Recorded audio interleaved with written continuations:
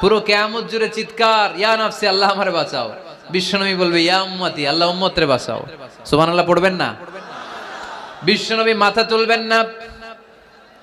রব্বুল আলামিন সাইয়েদনা জিবরাইল আলাইহিস সালামকে পাঠাবেন, জিবরাইল যাও নবীকে জিজ্ঞেস করো, ইয়া নবী আল্লাহি মা ইউবকি, কেন আপনি কাঁদেন?